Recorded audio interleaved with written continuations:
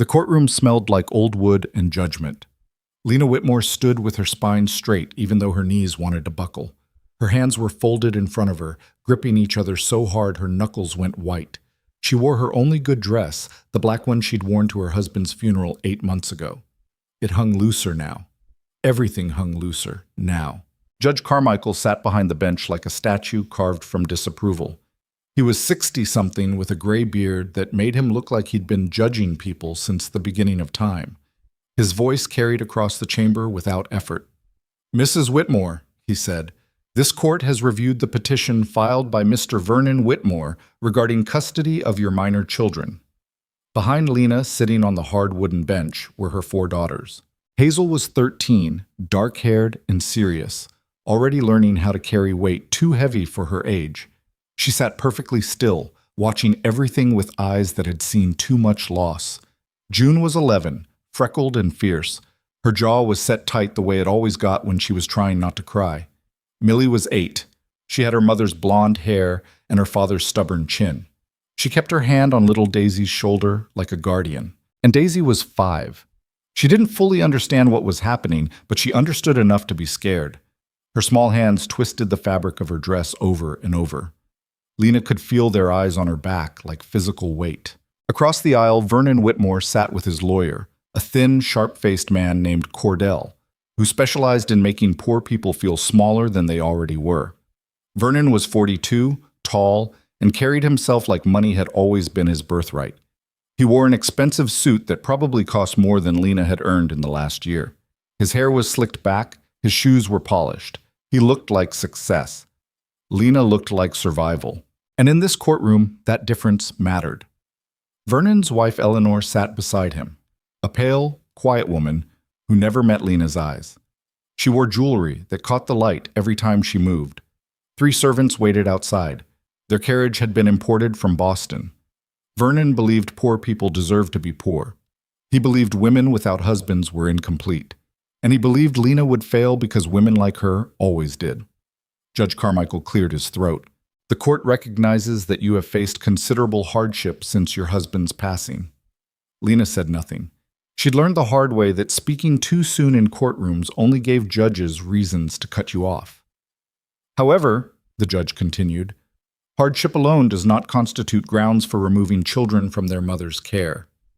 Something flickered in Lena's chest. Hope, maybe. Or just the absence of immediate disaster. Vernon shifted in his seat. His lawyer leaned over and whispered something urgent. The judge wasn't finished. "That said, Mr. Vernon Whitmore has raised legitimate concerns regarding the children's welfare. Specifically, your current housing situation, lack of stable employment, and inability to provide adequate education or moral guidance without a male head of household." The hope died.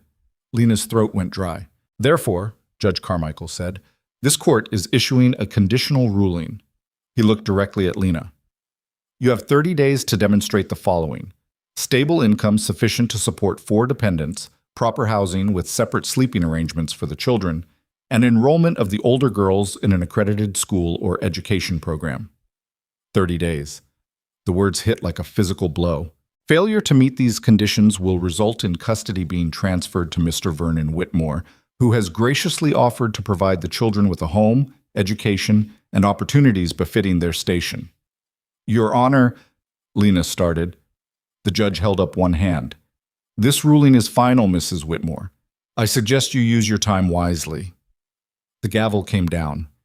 The sound echoed through the courtroom like a gunshot.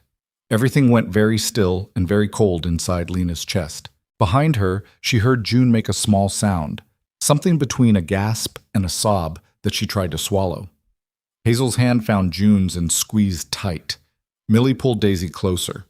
Vernon stood slowly. He buttoned his coat with the careful precision of a man who had just won something important. He walked around the aisle until he stood directly in front of Lena, close enough that only she could hear. "You can stop fighting now," he said quietly. His voice was smooth, almost kind. That made it worse somehow. "Those girls deserve better than what you can give them. A real home, stability, a future." Lena looked up at him. Vernon was her dead husband's older brother. James had talked about him sometimes, usually after too much whiskey when the memories got sharp. James had left home at 17 to escape Vernon's shadow. He'd loved his brother in that complicated way family love exists, but he'd never trusted him. They won't even remember you in a few years, Vernon continued. Children adapt. It's kinder this way. Something inside Lena went very quiet and very dangerous. She met his eyes. They already have a home, she said. Her voice didn't shake. And I'm not done fighting. Vernon's smile thinned. For just a second, something ugly flickered behind his polite mask. 30 days, he said. Then we'll see. He walked away. Lena turned to her daughters. They stood together like a small fortress of linked hands and shared fear. Hazel's chin was up, but her eyes were wet. June was openly crying now. Millie looked angry. Daisy just looked confused. Mama? Daisy whispered. Lena knelt down and pulled all four of them close. They smelled like the cheap soap from the boarding house where they'd been staying, like worry, like childhood that was ending too fast. Listen to me, Lena said quietly. We're going to be fine. He's going to take us away, June said. Her voice cracked. No. Lena pulled back just enough to look at each of them. No, he's not. I promise you. We're going to figure this out. Hazel wiped her eyes quickly. How? It was a fair question. Lena had $23 to her name. The boarding house cost $12 a week. She'd been doing laundry and mending for other tenants just to keep food on the table. Her best dress had been patched 3 times. Her shoes had holes in the soles that she'd stuffed with newspaper. I don't know yet, Lena admitted, but I will. They walked out of the courthouse into afternoon sunlight that felt too bright, too normal for what had just happened. The street was busy, wagons rolling past, people shopping, life continuing like the world hadn't just tried to end. The walk back to the boarding house took 20 minutes. Mrs. Garrett, the landlady, was waiting on the front steps. She was 50-something with gray hair pulled back tight and the kind of face that had forgotten how to smile years ago. She stood with her arms crossed. Mrs. Whitmore. Lena's stomach dropped. Mrs. Garrett. I heard about the court ruling. News traveled fast in small towns. I'm sorry, but I'm going to need you to settle your account by the end of the week. I paid through Sunday, and I'm not renewing after that. Mrs. Garrett's expression was flat. I run a respectable establishment. Having the law involved with custody matters. It reflects poorly. Translation. Having a desperate widow who might lose her children was bad for business. Where are we supposed to go? Hazel asked. Her voice had an edge that was too adult. Mrs. Garrett wouldn't meet her eyes. I'm sorry, that's not my concern. She went inside and closed the door. Lena stood on the sidewalk with 4 daughters and nowhere to go. Mama? Millie asked. It's fine, Lena said automatically. We'll figure it out. But her hands were shaking now. She shoved them in her pockets so the girls wouldn't see. That night, after the children finally fell asleep in the cramped room they all shared, Lena sat at the small table by the window. A single candle burned low. She couldn't afford to waste oil on the lamp. She had the classified section of the newspaper spread in front of her. The Montana Gazette, 3 days old, rescued from Mrs. Garrett's kindling pile. Most of the jobs were for men. Laborers wanted, rail construction ranch hands, experienced freight haulers, must have own wagon, timber mill workers. A few listings were for women, but they all required things Lena didn't have. Governess, references required. Seamstress, must own machine boarding house manager, established property only. Her eyes burned from reading by candlelight. She was about to give up when she saw it. Near the bottom of the page, small print, easy to miss. Cook wanted, Blackthorn Ranch Frontier Territory, room and board included, dependents accepted, must handle meals for 40 men, hard work. Fair wages. No questions about the past. Lena read it 3 times. Dependents accepted. Most jobs would never allow children. But this one explicitly said yes. No questions about the past. That line hit different. Like whoever wrote the ad understood what it meant to be running from something. The ranch was in Montana Territory. 3 days travel by train. Remote. Far from Vernon and his lawyers and his polite cruelty. Far from this town where everyone already knew she was failing. It was also completely insane. Lena had never cooked for more than her own family. She had no experience running a ranch kitchen. She'd never even been to Montana. And taking 4 young girls into frontier territory where anything could happen, but staying here meant losing them for certain. Vernon had money. He had influence. He had time. Lena had 30 days in desperation. The candle flickered. Hazel stirred in her sleep and murmured something Lena couldn't make out. Lena folded the newspaper carefully and tucked it into her pocket. What? The next morning, she did something that hurt more than she'd expected. She sold everything the good china James's mother had given them, sold to the antique dealer for $8. Her mother's silver locket, pawned for $3. James's pocket watch, $5. The wedding ring she still wore. She stood in the pawn shop holding it, feeling the weight of it in her palm. It was simple. Just a plain gold band. James had saved for 3 months to buy it. He'd proposed on a Tuesday because he couldn't wait until the weekend. The pawnbroker watched her with patient, practiced eyes. He'd seen this transaction 1,000 times. $15, he said. Lena closed her hand around the ring, then she set it on the counter. 15, she agreed. She walked out with $43 total. It was enough for train tickets, barely. Okay. That evening, Lena sat the girls down. We're leaving, she said. 4 pairs of eyes stared at her. Leaving where? Hazel asked. Town, we're going to Montana. Silence. Then June said, Why? Because I found a job, a good job, at a ranch. They need a cook, and they said we can all come. A ranch? Millie's eyes went wide. With horses?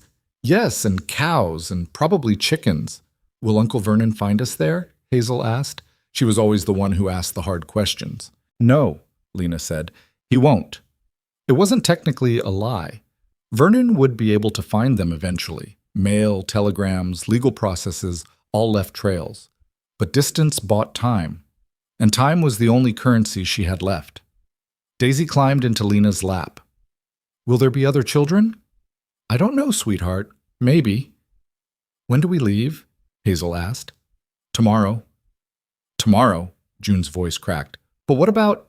There's nothing here for us anymore, Lena said. It came out harsher than she meant. She softened her voice. We need a fresh start, somewhere new, somewhere better. Hazel watched her mother's face carefully. She was 13, old enough to understand what wasn't being said. You're scared, Hazel said quietly. Lena looked at her oldest daughter, this girl who'd had to grow up too fast, who'd held the family together when Lena was drowning in grief right after James died. Yes, Lena admitted. I'm terrified, but I'm not giving up. Hazel nodded slowly. Then she stood up and hugged her mother. June joined, then Millie, then Daisy wrapped her small arms around all of them. They stood like that for a long time, a knot of stubborn survival in a room that smelled like other people's lives. The train station the next morning was chaos. Steam hissed. Whistles blew. People shouted. Luggage crashed. The air smelled like coal smoke and hot metal. Lena held Daisy's hand tight. Hazel carried their one remaining suitcase. Everything they owned now fit in a single battered case with a broken latch that had to be tied shut with rope. June and Millie stayed close, eyes wide, taking in everything. The tickets cost $31 for all 5 of them. That left $12 for food, emergencies, and whatever came after. They found their car, 3rd class, wooden benches, packed with other travelers who looked just as desperate or hopeful or lost. Lena squeezed them all into one section. The girls pressed against the window, watching the platform. The train lurched, started moving, slowly at first, then faster. The town began sliding past. Buildings, streets, lives they were leaving behind. June started crying quietly. I didn't get to say goodbye to anyone, she whispered. I know, honey. What if this is a mistake? Lena put her arm around June's shoulders. Then we'll figure that out too. The truth was simpler and more terrifying. This wasn't just a risk.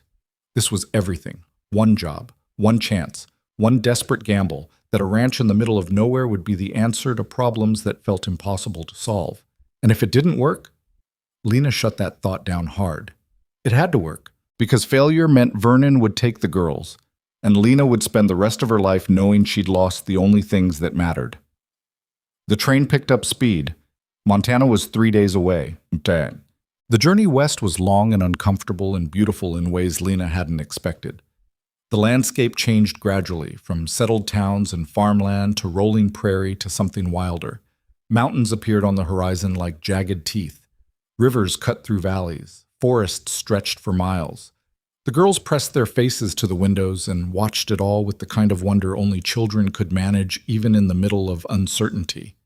"Look!" Millie pointed. "Deer!" A small herd grazed in the distance. "And there!" June pointed the other direction. "Is that an eagle?" Even Hazel, who'd been quiet and watchful since they left, cracked a small smile when they passed through a canyon where the rock formations looked like ancient towers. Lena watched her daughters and felt something complicated twist in her chest. They were resilient. They were adapting. They were finding joy even while their whole world was being uprooted. She just hoped she was strong enough to deserve that trust. At night, they slept sitting up, leaning against each other. The train was cold. Other passengers snored or talked quietly or stared out into the darkness. Once, Daisy woke up crying from a nightmare. Lena held her and hummed until she fell back asleep. On the third day, the conductor walked through their car, calling out stops. "Elkridge, next stop, Elkridge!" Elkridge was the closest town to Blackthorn Ranch, according to the ad. Lena gathered their things. "This is us," she said. The girls stood up, shaking out stiff legs, rubbing sore backs. The train slowed. Through the window, Lena saw a small frontier town sliding into view. Wooden buildings, dirt streets, mountains rising behind everything like watchful gods. The train shuddered to a stop. They stepped down onto the platform. The air hit Lena immediately, cold and clean and thin. It smelled like pine trees and snow that hadn't melted yet in the high peaks. The sky was bigger here, bluer, the kind of endless blue that made you understand why people called it Big Sky Country. "Now what?" Hazel asked. "Good question." Lena looked around.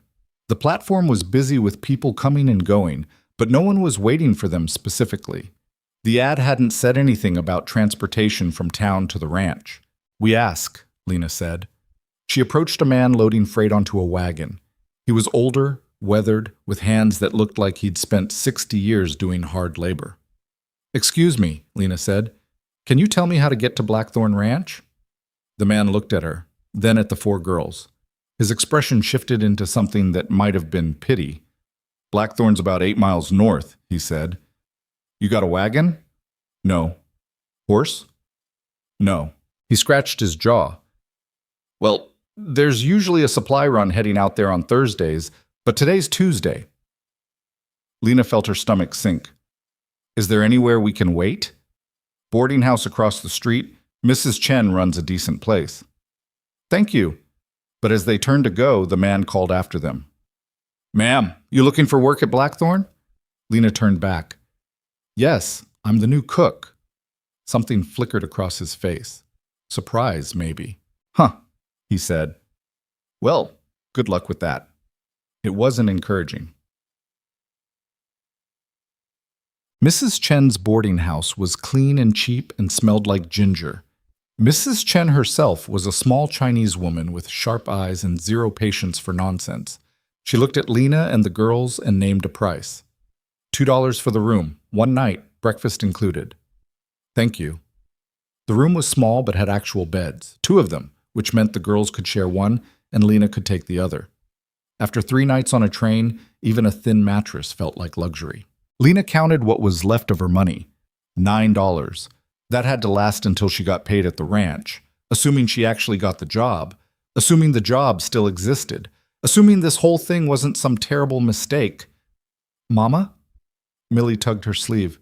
"Can we go outside?" "Stay close," Lena said. "Don't wander." The girls ran outside to explore the street while Lena sat on the edge of the bed and tried to think.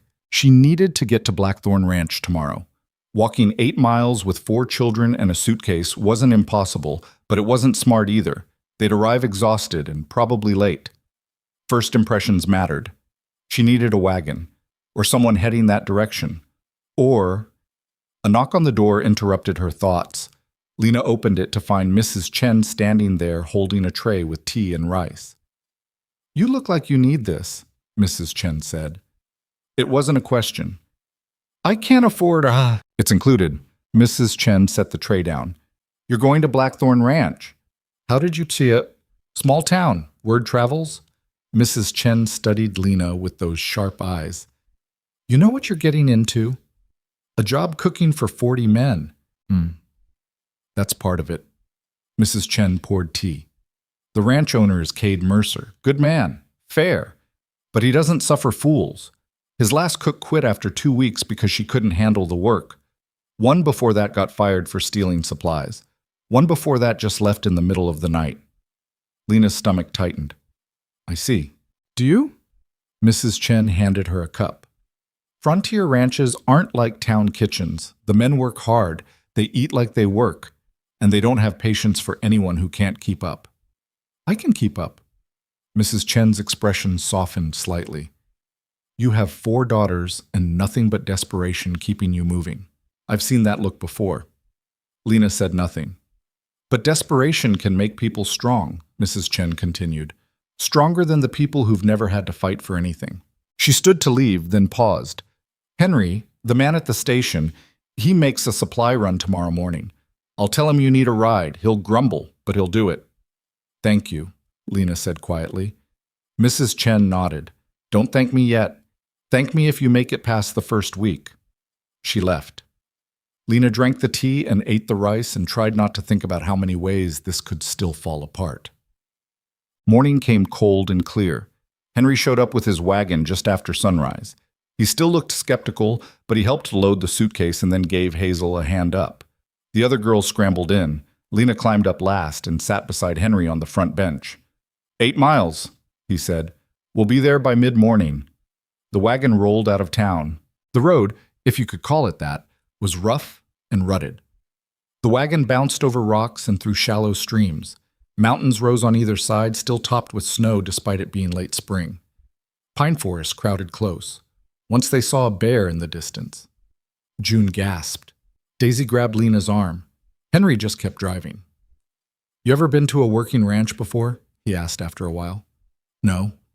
"It's not easy living." "I'm not looking for easy." Henry grunted. Might have been approval. Might have been doubt. They drove in silence for another hour. Then the valley opened up ahead of them, and Henry pointed. "Blackthorn Ranch." Lena's breath caught. The ranch spread across the valley floor like a small kingdom carved out of wilderness. Corrals and barns and outbuildings clustered around a main house that looked solid and permanent, built by people who intended to stay. Cattle dotted the distant hills. Horses moved in the near pasture. Smoke rose from what must have been the cookhouse. And everywhere, cowboys. Men working, men riding, men repairing fences and hauling equipment and doing the 1,000 things that kept a ranch running. It looked impossible. It looked overwhelming. It looked like the only chance they had. Henry drove the wagon down the long approach road. Cowboys stopped working to watch them pass. Lena could feel their eyes on her, assessing, judging, probably wondering what the hell a woman and 4 kids were doing here. The wagon pulled up in front of the main house, and standing on the porch, waiting, was Cade Mercer. Lena knew it was him before anyone said a word. He was tall, taller than James had been. Broad-shouldered, sunburned. Maybe 40 years old, though it was hard to tell with men who worked outdoors. His face was weathered and serious. He wore work clothes, canvas pants, a worn shirt, a leather vest. His hat was pushed back. His hands rested on his belt. He looked like exactly what he was, a man who'd built something from nothing and defended it every single day. His eyes found Lena's. They were gray, steady, unreadable. Henry stopped the wagon. "Mr. Mercer," he said, "your new cook." Cade's gaze moved over Lena, then the girls, then the single suitcase. A long silence stretched out. Finally, Cade spoke. "You're Mrs. Whitmore." "Yes, sir." "The ad said you could handle 40 men."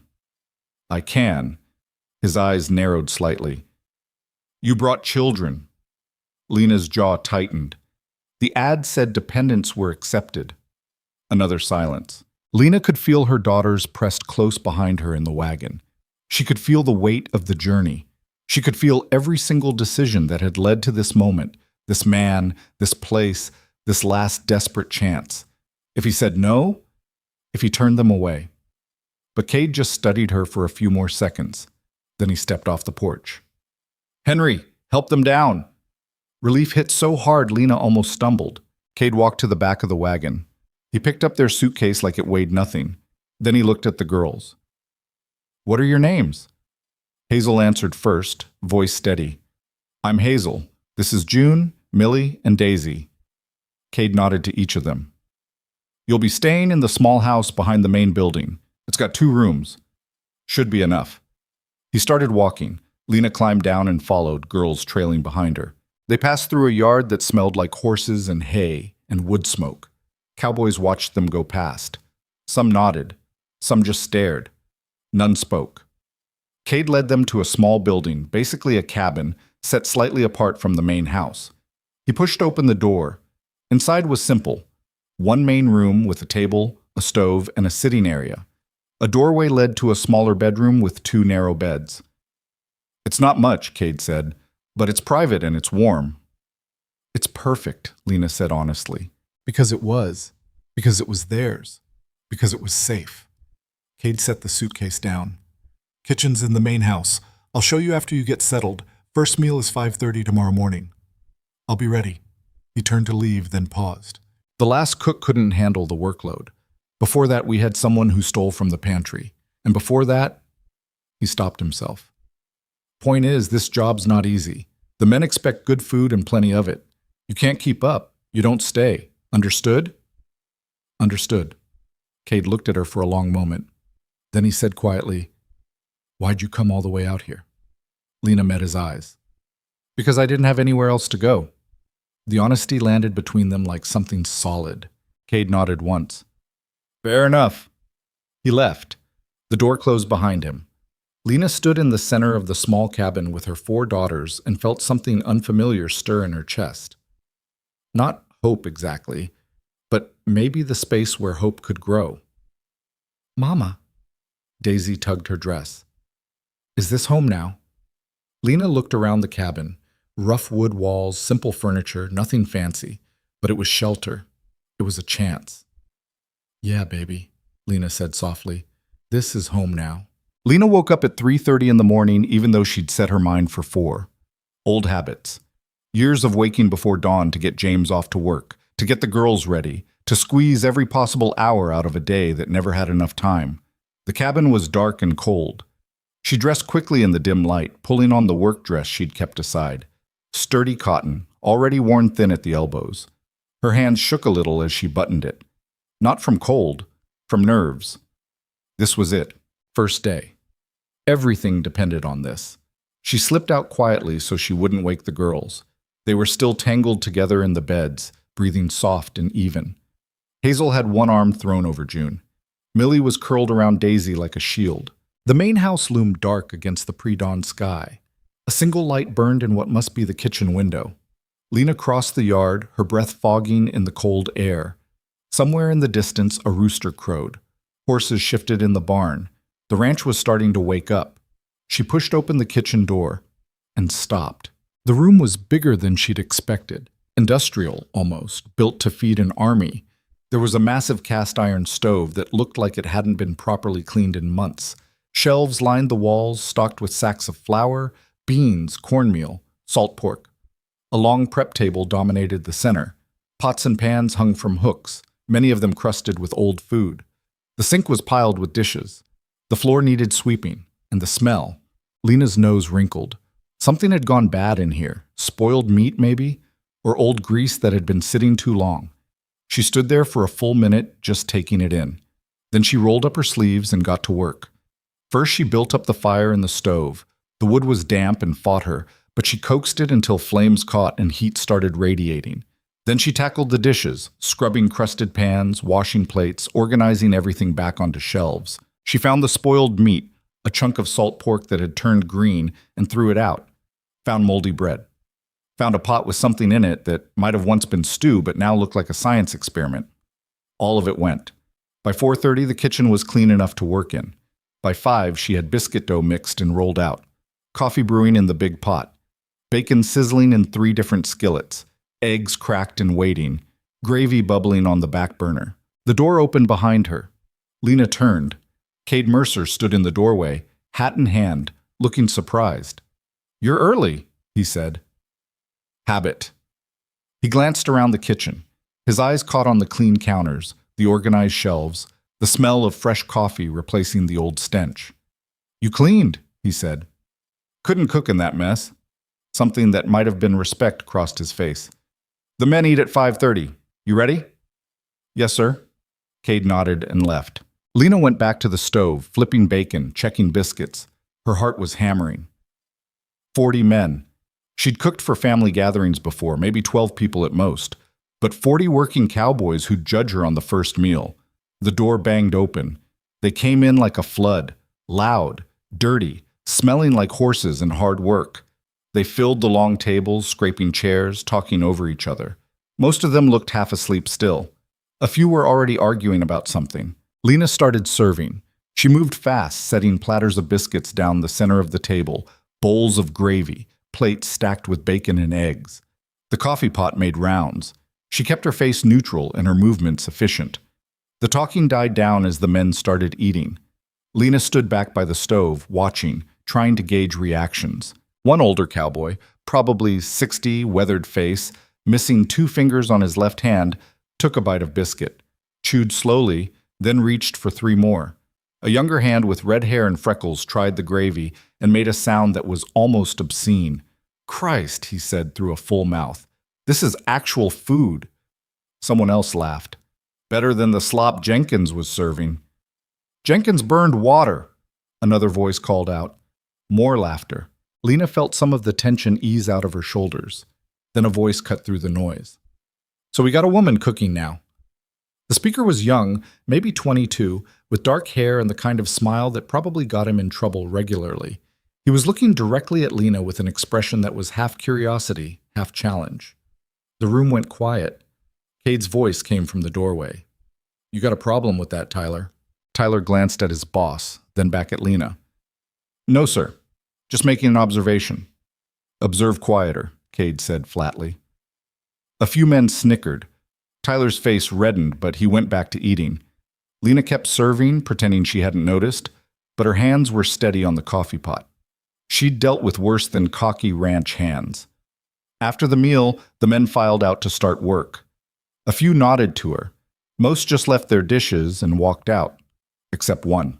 He was older, maybe 50, with gray stubble and kind eyes. He brought his plate to the sink. "Ma'am," he said, "I'm Otis. Been here 15 years. That was the best breakfast we've had in 6 months. Thank you." "You're welcome." Otis hesitated. "Don't mind Tyler. He's young and stupid, mostly harmless." "I've met his type before." Otis smiled. "I bet you have." He tipped his hat and left. Lena looked at the mountain of dirty dishes. Then she got started. By the time she finished cleaning up from breakfast, it was nearly 8. She needed to start prep for lunch. But first, she needed to check on the girls. She crossed the yard back to the cabin. The sun was fully up now, turning everything golden. The mountains in the distance still had snow on their peaks. It was beautiful in a harsh, unforgiving way. Inside the cabin, all 4 girls were awake and trying to make breakfast with the meager supplies they'd brought. "Mama!" Daisy ran over and hugged Lena's legs. "How'd it go?" Hazel asked. She was attempting to make oatmeal on the small stove. "Good." "It went good." Lena ruffled Daisy's hair. "You girls okay here?" "We're fine," June said. She was setting the table. "But Mama, what are we supposed to do all day?" It was a fair question. Back home they'd had school, friends, routines. Here they had nothing. "Today just stay close," Lena said. "Explore a little if you want, but don't go far. And stay away from the horses and cattle. Tomorrow we'll figure out something better." "Can we help you cook?" Millie asked hopefully. "Not yet. Kitchen's too busy, but soon." She stayed long enough to make sure they ate, then headed back. Lunch wouldn't make itself. The days developed a rhythm faster than Lena expected. Up at 3:30. Coffee by 4. Breakfast at 5:30 for the morning crew. Clean up. Start lunch prep. Serve lunch at noon. Clean up. Start dinner prep. Serve dinner at 6. Clean up. Collapse into bed by 9 if she was lucky, 10 or 11 if she wasn't. The work was brutal. Her feet ached constantly. Her back screamed. Her hands got burned reaching into the oven, cut from knives, raw from washing dishes in hot water. But the food was good. She made sure of that. Sourdough bread that the men tore through like locusts. Stews thick enough to stick to ribs. Roasted meat. Fried chicken. Pies when she had time. Coffee strong enough to fuel a 14-hour workday. The men noticed. By the third day, Tyler, the young hand who'd made the comment, came into the kitchen between lunch and dinner. Lena was peeling potatoes. Mountains of potatoes. "Ma'am?" he said. She looked up. Tyler. He shifted his weight, suddenly looking younger than 22. "I wanted to apologize for what I said that first morning. It was rude." Lena studied him. He seemed genuine. "Apology accepted," she said. "Can I help with anything?" He gestured at the potatoes. "You know how to peel?" "Grew up doing it." Lena handed him a knife and a bowl. They worked in silence for a few minutes. "Can I ask you something?" Tyler said eventually. "Depends on the question." "Why'd you come out here? I mean, it's pretty remote. And you got kids." Lena kept peeling. "Needed the work." "Must have been some pretty bad need." She looked at him sharply. Tyler held up his hands. "I'm not trying to pry. Just, most women wouldn't take this job. Too hard. Too isolated. Most women don't have my reasons." He nodded slowly. "Fair enough." They finished the potatoes together. When Tyler left, he took his bowl to the sink first. Small victories. The girls were adjusting too, though not easily. June cried herself to sleep the first 3 nights. She missed her friends. She missed school. She missed the life they'd had before everything fell apart. Millie threw herself into exploration, coming back each evening with stories about horses and baby calves and a barn cat that had 7 kittens. Daisy just clung to Hazel, who'd become mother and sister and protector all at once. And Hazel was too quiet. Lena found her one evening sitting outside the cabin, staring at the mountains. "You okay?" Lena asked, sitting down beside her. "I heard some of the men talking," Hazel said. She didn't look at her mother. "They were wondering how long we'd last. One of them bet we'd be gone in 2 weeks. Lena's jaw tightened. "Which one?" "Does it matter?" "Yes." "Mama, I'm not telling you so you can fight people." Hazel finally turned to look at her. "I'm telling you because I need to know if they're right. Are we going to make it here?" The question sat heavy between them. Lena wanted to lie. Wanted to say, "Of course, don't worry, everything will be fine." But Hazel was 13. She'd earned honesty. "I don't know," Lena admitted. "This job is harder than I thought, and I'm behind on prep almost every day, and the girls need more than I can give right now." "But you're not quitting." "No." "Why not?" "Because quitting means Vernon wins, and I'm not letting that happen." Hazel was quiet for a long moment. Then she said, "I can help more. With the girls, and maybe in the kitchen if you need it." "You're 13. Mama, I'm not a child anymore." Hazel's voice was firm. "You need help. Let me help." Lena looked at her oldest daughter, this girl who'd had to grow up too fast, who carried weight that shouldn't be hers to carry. "Okay," Lena said quietly. "Okay." The next morning, Hazel was up at 4 helping prep breakfast. She was careful and methodical and didn't complain once, even though Lena knew she was exhausted. The men noticed her too. Otis, the older hand, tipped his hat. "Morning, miss." "Morning," Hazel said, pouring coffee. Tyler started to say something, then seemed to think better of it when he caught Lena's expression. But Cade Mercer watched the whole thing with those unreadable gray eyes of his. After breakfast, when Hazel had gone back to the cabin, he cornered Lena by the sink. "Your daughter shouldn't be working," he said. Lena's spine stiffened. "She offered." "She's a child." "She's 13. I was married at 16. Lena kept scrubbing a pot. "And she's just helping in the mornings. I'm not running her into the ground." "That's not the point." "Then what is the point, Mr. Mercer?" Lena turned to face him. "Because from where I'm standing, I'm doing my job. The men are eating well, the kitchen's running. If my daughter wants to help for an hour in the morning, I don't see how that's your concern." They stared at each other. Cade's jaw was tight. "Those men out there, they're good men mostly, but they're still men, and she's a young girl. You think I don't know that? Lena's voice dropped. You think I haven't spent every second since we got here watching, waiting, making sure my daughters are safe? I'm just saying, I know what you're saying, and I appreciate it, but I've been protecting my girls their whole lives. I don't need you to tell me how to do it now. The words came out harder than she meant. Cade's expression shifted. Then he nodded once. Understood. He left. Lena went back to scrubbing pots and tried to ignore the guilt twisting in her stomach. He was trying to help. She knew that. But she was so tired of men telling her what she should and shouldn't do, even when they meant well. That afternoon, while she was prepping dinner, one of the hands came running into the kitchen. Mrs. Whitmore, your little girl. Lena's heart stopped. She dropped the knife she was holding. Which one? What happened? The small one. Daisy. She got into the horse corral. Lena ran. She tore across the yard, apron still on, flour on her hands. The corral was on the far side of the barn. A dozen cowboys were standing around the fence, shouting instructions. Inside the corral was Daisy, and a horse. Not just any horse. A big bay stallion that the hands called Devil because of his temperament. He was pawing the ground, ears back, clearly agitated. Daisy stood frozen in the middle of the corral, eyes wide with terror. Daisy! Lena screamed. Don't spook the horse! Someone yelled. Cade was already climbing the fence. He moved slow, hands out, talking in a low voice Lena couldn't hear from this distance. The stallion snorted and tossed his head. Daisy started crying. Baby, don't move, Lena called out, trying to keep her voice calm even though panic was tearing through her chest. Just stay still. Cade got closer. The horse shifted, bunching muscles.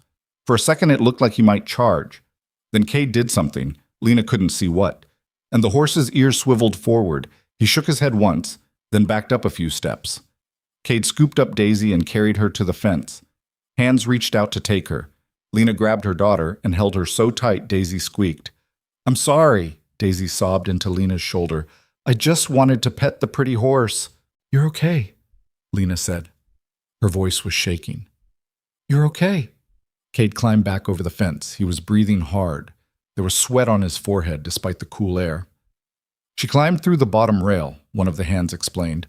We didn't see her until she was already inside. Lena looked at the man, then at all the cowboys standing around. Where were June and Millie? Here, June's voice came from behind her. Both girls looked terrified. We told her not to, Mama. We told her to stay away. I know. Lena took a breath. It's okay. Nobody's in trouble. But her hands were still shaking when she set Daisy down. Cade was watching her. She's fast and quiet. Dangerous combination. I'll make sure it doesn't happen again. See that you do. His voice was firm but not unkind. Devils killed before. She got lucky. The words hit like cold water. Lena nodded. She gathered all three girls and walked them back to the cabin. Once inside, she knelt down in front of them. Listen to me, she said. All of you. I know this place is exciting. I know there's a lot to explore, but it's also dangerous. The horses aren't pets. The cattle can hurt you. The equipment can kill you. You have to stay alert. You have to be smart. Understood? 3 solemn nods. Good. Lena pulled them all into a hug. I can't lose you. I won't survive it. That night, after dinner was served and cleaned up, after the girls were asleep, Lena sat on the front step of the cabin and let herself shake. She'd almost lost Daisy today. One stupid moment. One horse with a bad temper. That's all it would have taken. The door opened behind her. Lena looked up. Cade stood there holding 2 cups of coffee. He offered her one. Thought you might need this, he said. She took it. Thank you. He sat down on the step beside her. Not too close. Respectable distance. They sat in silence for a while, drinking coffee, watching the stars come out over the mountains. You handled that well today, Cade said eventually. I panicked. On the inside, maybe. But you didn't show it. That matters. Lena stared into her coffee. I don't know what I'm doing here. None of us do. That's frontier life. You seem pretty certain. I'm good at faking it. He glanced at her. You are too. Another silence. Then Cade said, Why'd you really come out here, Mrs. Whitmore? Lena debated lying or deflecting, but something about the dark and the quiet, and the fact that this man had just saved her daughter made her answer honestly. My husband's brother wants to take my girls, said I couldn't provide for them. Judge gave me 30 days to prove him wrong. She looked at Cade. I'm on day 9, and I still don't know if this is enough. Cade absorbed that information. You running from the law? No, just family. That's often worse. Yeah. He finished his coffee and stood up. For what it's worth, you're doing better than the last 3 cooks combined. The men respect you. That counts for something. Does it count for keeping my daughters? I don't know, but it's a start. He left. Lena sat there alone, drinking cold coffee, wondering if a start would be enough. The next week passed in a blur of exhaustion and small victories. The meals got easier as Lena learned the rhythms of the kitchen. She figured out which cowboys liked their coffee how, who couldn't stand onions, who'd eat anything as long as there was gravy on it. Hazel kept helping in the mornings. June started teaching Daisy basic reading to keep her occupied. Millie became friends with the barn cat and its kittens, spending hours playing with them. And slowly, very slowly, the ranch started to feel less foreign. Lena learned the names of most of the hands, learned which ones to watch and which ones were genuinely good men, learned that Otis had a wife buried in town and visited her grave every Sunday, learned that Tyler was sending half his wages home to his mother in Kansas, learned that the cook before her had been fired for drinking the cooking whiskey. She also learned that Cade Mercer was a widower. Otis told her one morning while helping carry supplies from the storage shed. His wife died 4 years back, Otis said. Fever. Took her in 3 days, left him with 2 young daughters and a ranch to run. I didn't know he had children, Lena said. They're living with his sister in town, school and such. He brings them out here on Sundays sometimes. That explained the quiet sadness that seemed to live behind Cade's eyes. That particular kind of grief that came from losing someone too soon. Sunday came. Lena was in the kitchen making bread when she heard children's voices outside. She looked through the window and saw Cade walking across the yard with 2 girls. One looked about 10, dark-haired and serious, holding her father's hand. The other was maybe 7, blonde and bouncing with energy. Lena's own girls came running out of the cabin to meet them. Within minutes, all 6 children were running around together like they'd known each other forever. The older girls, Hazel and Cade's eldest, were more reserved, but even they were talking. The younger ones chased each other in circles while Millie showed off the kittens. Cade stood watching them with an expression Lena couldn't quite read. She walked outside. Those yours? She asked, nodding toward the 2 new girls. Yeah, Emma and Sarah. He looked at her. Hope it's okay they're playing with your daughters. More than okay? My girls need friends. They watched the children together for a moment. They seem happy, Cade observed. Kids are resilient. So are their mothers, apparently. Lena glanced at him. Was that a compliment? With Cade, it was hard to tell. He didn't waste words on things he didn't mean, but he also didn't hand out praise easily. Mrs. Whitmore, he said after a pause. Lena. Can I call you Lena? Sure. Lena, I want to talk to you about something. He shifted his weight, looking uncomfortable. The men have been talking. Her stomach tightened. About what? About how much better things have been since you got here. Better food, obviously, but also... He struggled with the words. The ranch feels different, warmer maybe, like it's a home again instead of just a workplace. Lena didn't know what to say to that. Point is, Cade continued, I'd like you to stay, long term, not just until you meet whatever deadline you're working under. Lena stopped. I don't know what happens after the 30 days. I don't know if I'll even get to keep my girls. If you do, I want you here. Both of you. All of you. He looked at the children playing. My daughters need that too. They lost their mother. They need to be around family again, not stuck in town with my sister who means well but doesn't understand them. You want to bring them back here? If you stay, yeah. Having other kids around, it'd be good for them. Lena's mind raced. This was more than just a job offer. This was stability. This was exactly what the judge had demanded. Stable income, proper housing, a community. I can't make promises about things I can't control, she said carefully. I'm not asking for promises. I'm asking if you want to stay, assuming things work out. Did she want to stay? A month ago, the answer would have been obvious. This was temporary, a stopgap, something to get through until she could go back to real life. But what was real life now? The town that gossiped about her? The boarding house that kicked her out? The brother-in-law circling like a vulture? Here, she had purpose. She had respect. She had a place where her daughters could run and play and be children instead of living in fear. Yes, Lena said. If things work out, I'd like to stay. Cade nodded, something like relief crossing his face. Good. That evening, after Cade left with his daughters and the ranch settled into quiet, Lena sat down and wrote a letter to the court back home, explaining her employment, the stable income, the housing, attaching a letter from Cade confirming everything. She folded it carefully and set it aside to mail tomorrow. 19 days left.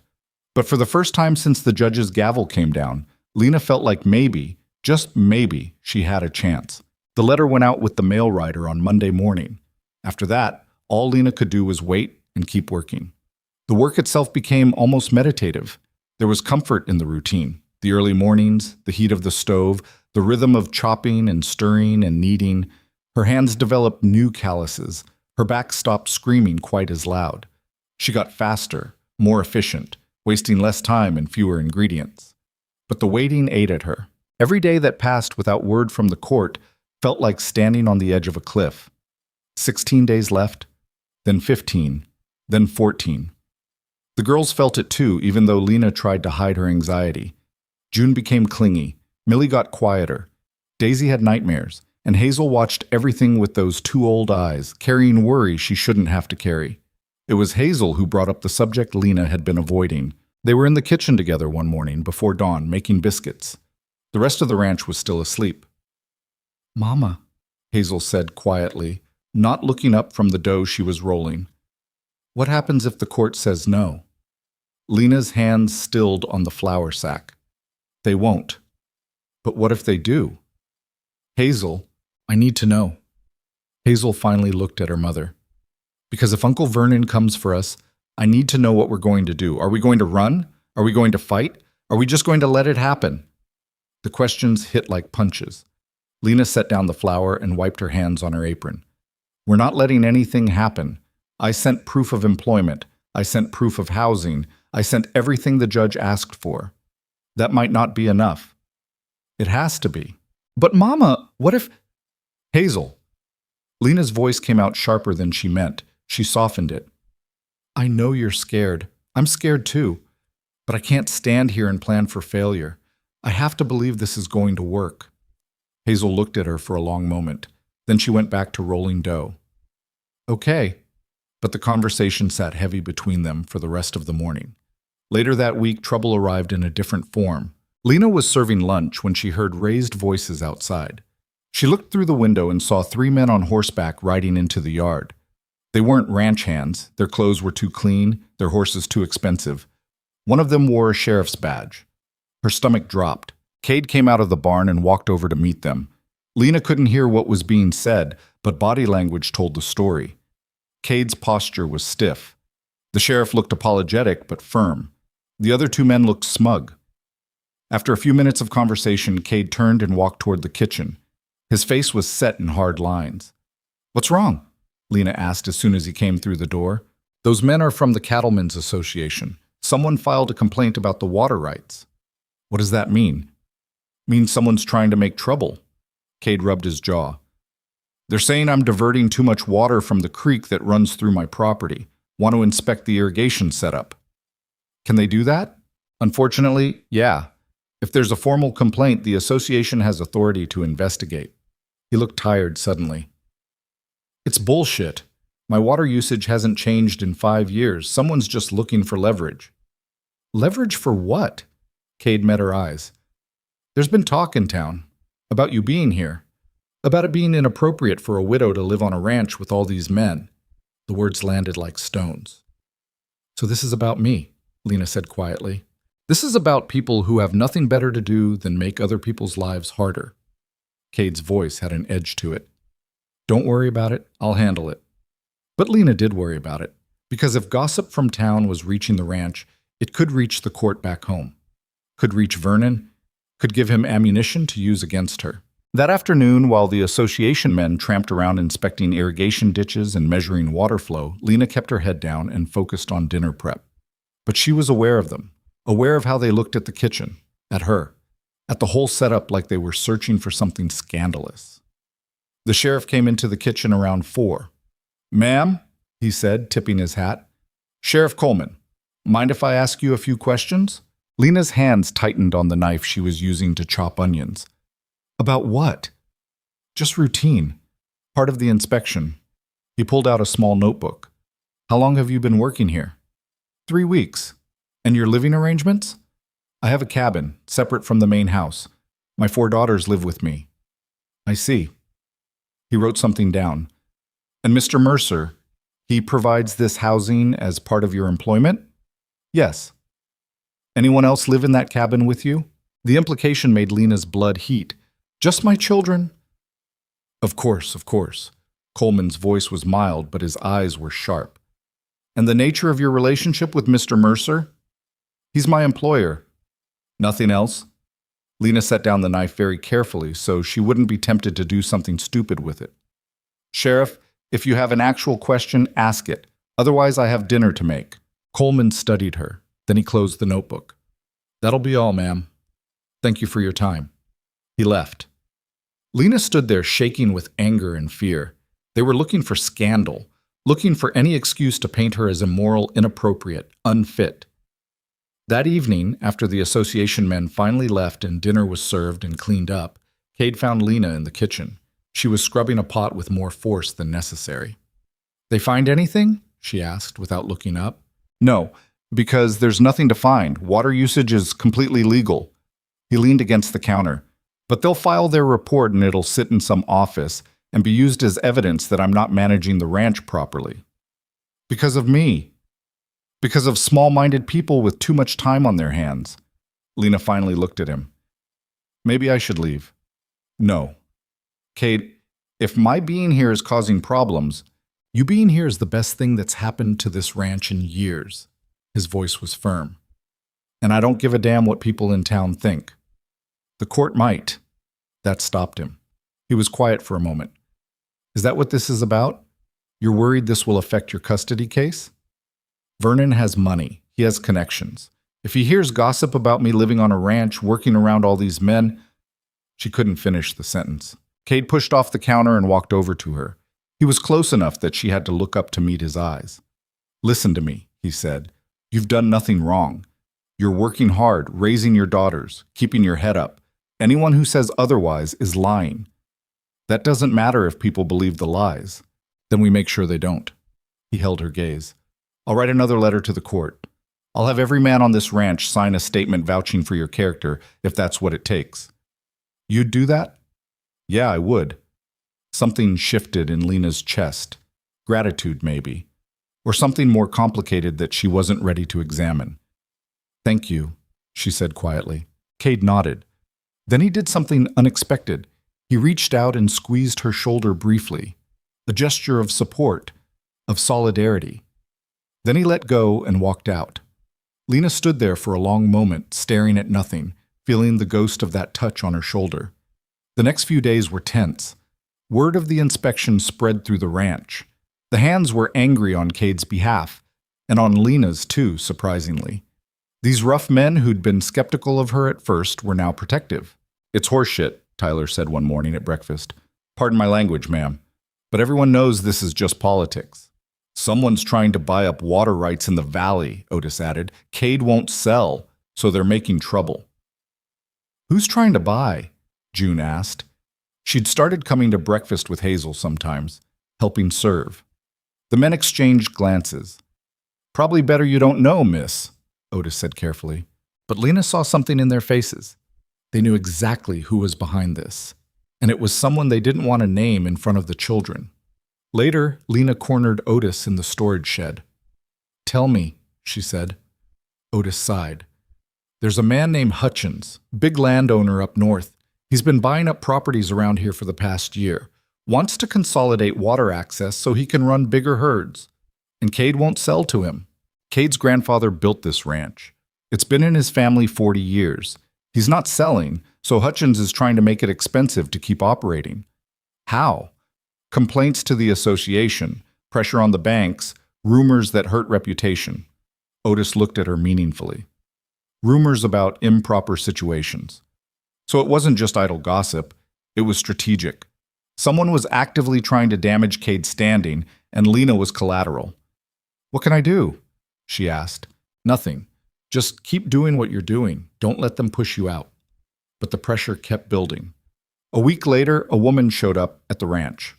Lena was in the garden behind the cabin. She'd started growing vegetables in the small plot there, trying to supplement the kitchen supplies and give the girls a project, when she heard a buggy approach. The woman who stepped down was about 50, dressed in expensive traveling clothes with her hair pinned up in elaborate curls. She had the kind of face that looked permanently pinched, like she'd been sucking on lemons for years. "You must be Mrs. Whitmore," the woman said. Her voice was clipped, Eastern accent, money and education in every syllable. "I am. I'm Mrs. Dorothy Hutchins." Of course she was. "My husband owns the Triple H Ranch north of here," Mrs. Hutchins continued. "Perhaps you've heard of it?" "No." "Well," Mrs. Hutchins' smile was thin, "I'm here on behalf of the Ladies' Society. We heard there was a widow working on this ranch and thought we should pay a visit. See if you needed any assistance." It was such obvious bullshit that Lena almost laughed. "That's kind of you," Lena said, keeping her voice neutral. "But we're managing fine. Are you?" Mrs. Hutchins looked around, at the cabin, at the garden, at Millie and Daisy playing nearby. "This seems like an awfully rough environment for young girls." "They're adapting." And you're comfortable here? Living among all these cowhands?" There it was. "I'm the cook," Lena said. "I live separately with my daughters. My work is professional, and my living situation is entirely appropriate." "I'm sure you believe that." Mrs. Hutchins' tone made it clear she didn't. "But appearances matter, Mrs. Whitmore, especially for a woman in your position." "And what position is that?" "A widow. Alone. Working." Each word was loaded with judgment. "People talk. Let them." Mrs. Hutchins' expression hardened. "I'm trying to help you. There are proper ways for women to work. Teaching, sewing, domestic service in respectable households. This," she gestured at the ranch, "this is not appropriate." Lena felt her temper rising, but kept it locked down. "I appreciate your concern, but I'm not interested in your help." "You should be, because the Ladies' Society has connections to courts, to judges, and if certain information were to reach certain people—" "Are you threatening me?" "I'm advising you. There's a difference." Mrs. Hutchins smoothed her skirts. "My husband is willing to offer you alternative employment, domestic work at our ranch, private quarters, a respectable situation." "In exchange for what?" "For Mr. Mercer agreeing to sell his water rights." And there it was. The real reason for this visit. Lena stared at this woman who'd come here dressed in charity and kindness but was really just delivering extortion. "You can tell your husband," Lena said slowly, "that I'm not interested, and that Cade Mercer makes his own decisions about his property." "That's unfortunate," Mrs. Hutchins' voice went cold, "because court proceedings can be influenced by community testimony. And if members of the Ladies' Society were to write letters expressing concern about a woman's fitness as a mother—" "Get out." "Excuse me? Get off this property." Lena stepped forward. She wasn't a tall woman, but rage made her seem bigger. "Before I forget, I'm trying to be civilized." Mrs. Hutchins' face flushed. "You're making a mistake." "The mistake would be listening to anything you have to say." For a moment, they just stared at each other. Then Mrs. Hutchins turned and climbed back into her buggy. She snapped the reins and drove off without another word. Lena stood there, shaking. Behind her, Hazel came out of the cabin. She'd been listening from the window. "Mama, what are we going to do?" "I don't know yet." Lena took a breath. "But we're not backing down." That night, Lena told Cade about the visit. They were sitting on the porch of the main house. It had become a habit, these evening conversations after the day's work was done. Cade whittled a piece of wood, making it into some kind of toy for his daughters. Lena drank coffee and watched the sunset paint the mountains gold. When she finished explaining, Cade's knife stilled. "She threatened you," he said. His voice was very quiet and very dangerous. She threatened to interfere with my custody case. That's the same thing.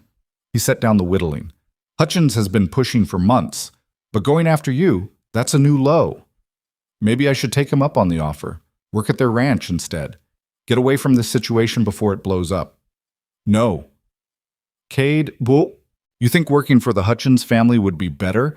They'd work you like a dog and pay you half what you're worth. And they'd hold it over you constantly that they rescued you from this inappropriate situation. He shook his head. You're not going there. Then what do I do? Because if they write to the court, if Vernon hears about this, we fight back. How? Cade was quiet for a moment, thinking. Then he said, tomorrow I'm going to town. I'm going to talk to some people. See if I can get ahead of this. What people? Judge Hartley, for one. He's the local magistrate, known him 20 years. If there's going to be testimony about your character, I want him to hear the truth first. You think he'll listen? I think he's a fair man who doesn't like bullies. Cade looked at her. And I think you've earned the right to defend yourself. Lena wanted to believe him, but she'd learned the hard way that fairness didn't always win. Cade left for town the next morning. He took Tyler with him, and Otis, and 2 other hands, a show of support. The ranch felt strangely quiet without them. Lena threw herself into work, making bread and stew and trying not to watch the road for their return. The girls were restless too. They'd picked up on the tension even though Lena tried to hide it. June snapped at Millie over something trivial. Millie cried. Daisy clung to Hazel. Hazel looked exhausted from carrying everyone's worry. Girls, Lena called them together in the afternoon, we're going for a walk. Where? June asked suspiciously. Anywhere, away from here. We all need a break. They walked up into the foothills behind the ranch. There was a trail that followed a creek, lined with pine trees and wildflowers starting to bloom. The air was cool and sweet. Birds sang. Water burbled over rocks. For a little while, they could pretend everything was normal. Millie and Daisy played in the creek, getting their shoes wet and not caring. June picked flowers. Hazel walked beside Lena in comfortable silence. It's pretty here, Hazel said eventually. Yeah, I like it better than home. Lena looked at her daughter. Really? There's space here. I can breathe. Hazel squinted up at the mountains. Back home, everything felt small and crowded and like everyone was always watching. People are watching here too. I know, but it's different somehow. She paused. Or maybe I'm just different. She probably was. They all were. This place was changing them in ways Lena was only beginning to understand. They got back to the ranch late afternoon to find Cade and the others had returned. Lena's heart jumped when she saw their horses tied up at the barn. She left the girls at the cabin and went to find Cade. He was in his office, a small room off the main house that smelled like leather and paper and wood smoke. He looked up when she knocked. How'd it go? She asked. Cade leaned back in his chair. Mixed. Judge Hartley listened. He's sympathetic. But he also said if formal complaints are filed with the Ladies' Society, he might have to investigate. Meaning? Meaning Hutchins is playing this smart. He's not attacking directly. He's using his wife and her social connections to raise questions about propriety and morals. It's harder to fight than a straight-up legal challenge. Lena's stomach sank. So what do? We document everything. I got statements from everyone in town who'll vouch for you. Sheriff Coleman, despite being part of that inspection, actually wrote a letter saying there was no evidence of impropriety. And Judge Hartley said if it comes to a hearing, he'll allow testimony in your defense. It was something. Not enough, maybe. But something. There's more? Cade said. He pulled out an envelope. This came for you, from the court back home. Lena's hands shook as she took it. She stared at her name written in formal script on the front. You want me to leave while you read it? Cade asked gently. No. Stay. She opened the envelope and unfolded the single page inside. The words blurred at first. She had to read them twice before they made sense. They received my documentation, she said slowly. The judge is satisfied with proof of employment and housing, but what? But Vernon filed a counterpetition. He's claiming the ranch is an unsuitable environment for children. He's requesting a guardian ad litem to investigate. What's that mean? It means they're sending someone to evaluate the living situation. Interview me, interview the girls, make a recommendation to the court. Lena looked up. They're coming here. When? 2 weeks. 2 weeks. 14 days to prove that this ranch, this life, this choice was good enough to keep her daughters. 14 days to survive whatever investigation was coming. 14 days until everything either came together or fell apart. Lena folded the letter carefully and put it back in the envelope. Okay, she said. Her voice was steadier than she felt. Okay, then we prepare. What do you need? I need this ranch to be spotless. I need everyone on their best behavior. I need proof that the girls are safe and happy and thriving here. She met Cade's eyes. Can you help with that? Yeah, we all can. And something about the way he said we, like they were in this together, like her fight was his fight too, made Lena's throat tight. Thank you, she managed. Cade nodded. Then he said something that surprised her. You're going to be okay. All of you. I don't know how exactly, but you're stronger than you think. How can you tell? Because you're still standing. After everything that's been thrown at you, you're still standing. He stood up and walked around the desk. That counts for something. Lena wanted to believe him. She had 2 weeks to make it true. The preparation started immediately. Cade called a meeting with all the ranch hands that evening. They gathered in the bunkhouse. 40 men crowded into the space, sitting on bunks and chairs on the floor, waiting to hear what their boss had to say. Lena stood beside Cade at the front. She felt exposed standing there, being looked at by all these men at once. But Cade had insisted she be part of this conversation. Most of you know Mrs. Whitmore's situation, Cade said without preamble. What you might not know is that in 2 weeks, someone's coming from the court to evaluate whether this ranch is a suitable place for her daughters to live. That evaluation will determine whether she keeps custody or loses them to family back east. Silence fell over the room. Now, I know some of you don't care about anything beyond your wages and 3 meals a day, Cade continued. And that's fine. You do your job. I pay you. We're square. But Mrs. Whitmore has been here 6 weeks, and in that time, this ranch has run smoother than it has in years. The food's better, morale's better, and I'll be damned if I'm going to let some bureaucrat from back east come in here and decide she's not fit to be a mother because we didn't put our best foot forward. A few murmurs of agreement rippled through the room. Tyler stood up. What do you need us to do, boss? Act like civilized human beings for 2 weeks. Cade's tone was dry. I know that's asking a lot from some of you. Laughter broke out. Seriously, though, Cade said. Clean language, clean clothes, no drinking visible anywhere near the main house or the cabin. No fighting, no gambling where it can be seen. And for the love of everything holy, if you've got stories about wild times in town, keep them to yourselves. So basically pretend we're not who we are, someone called out. Basically pretend you're the decent men I know you actually are underneath all the horse shit, Cade shot back. More laughter. Then Otis stood. The room quieted. Otis commanded respect just by existing. I think what Cade's saying, Otis said, is that Mrs. Whitmore has worked hard for us, fed us well, treated us with respect even when some of us didn't deserve it. He looked around at the other men. Now she needs us to have her back. Seems pretty simple to me. Heads nodded throughout the room. I'm in, Tyler said. Me too, another hand chimed in. One by one, the men voiced their agreement. Even the ones who'd been skeptical at first. Even the ones who kept to themselves and never said much about anything. Lena felt something tight in her chest loosen slightly. After the meeting, as men filed out, several stopped to speak to her directly. We got you, ma'am, one young cowboy said shyly. Anything you need, Otis added with a nod. Tyler lingered until most of the others had left. Mrs. Whitmore, I know I gave you grief that first day, but I want you to know you're one of the toughest people I've ever met, and those girls of yours are lucky to have you. Thank you, Tyler. I mean it, and if that investigator tries to say otherwise, they'll have to go through all of us first. After everyone left, it was just Lena and Cade standing in the empty bunkhouse. You didn't have to do that, Lena said quietly. Yes, I did. Why? Cade looked at her. In the lamplight, his features were softer somehow, less harsh.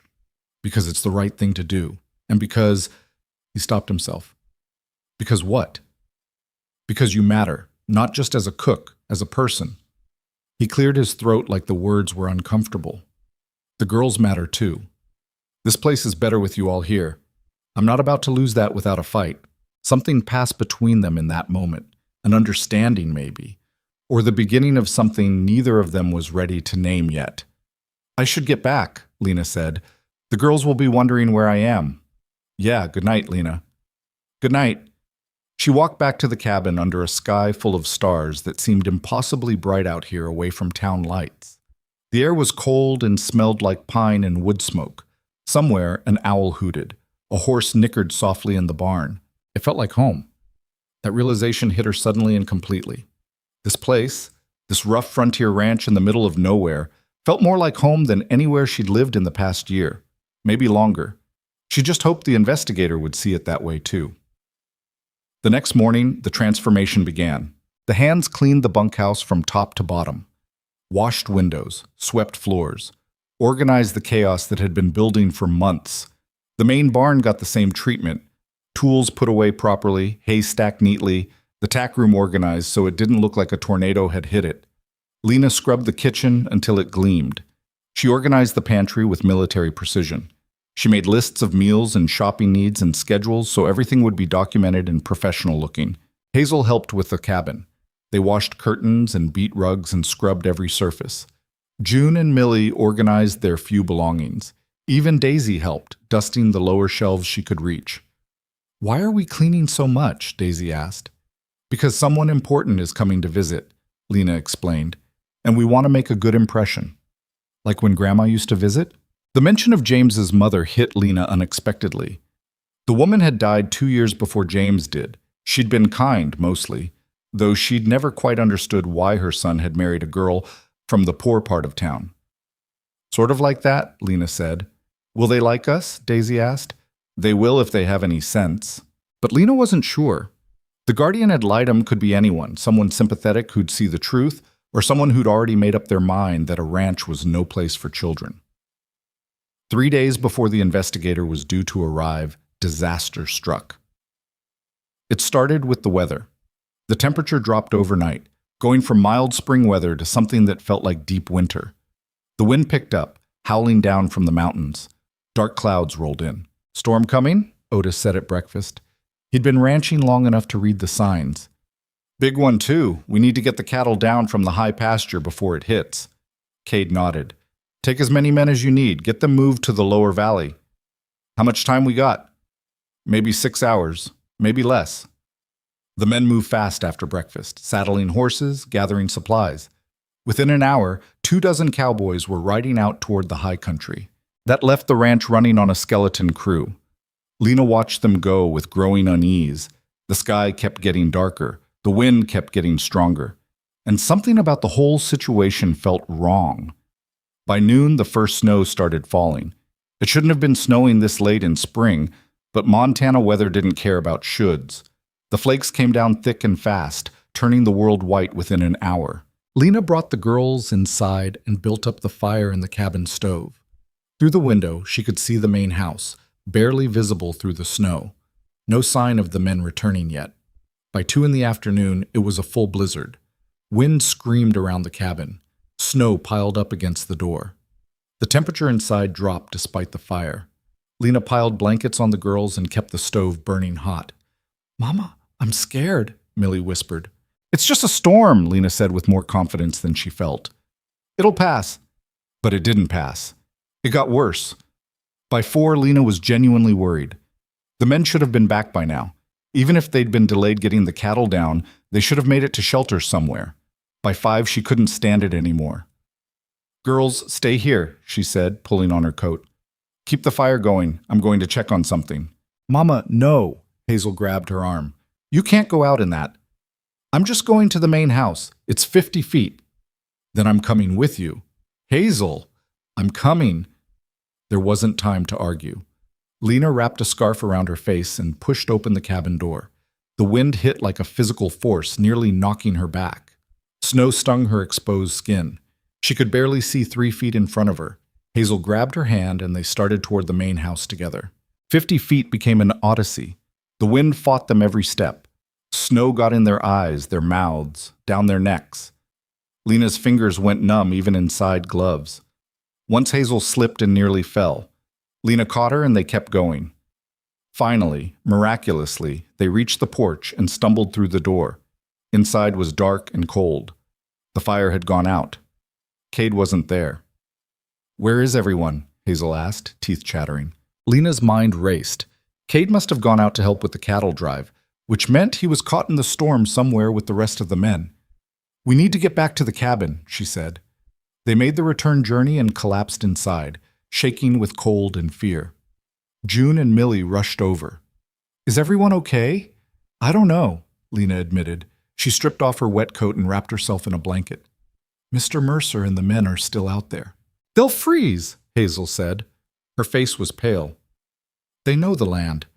They'll find shelter." But even as she said it, Lena knew the truth. In a blizzard like this, knowing the land didn't matter. Visibility was zero. Temperatures were deadly. Men died in storms like this all the time. The hours crawled by. Lena kept the fire burning, made hot food even though no one was hungry, tried to keep the girls calm even though she was falling apart inside. What if Cade died out there?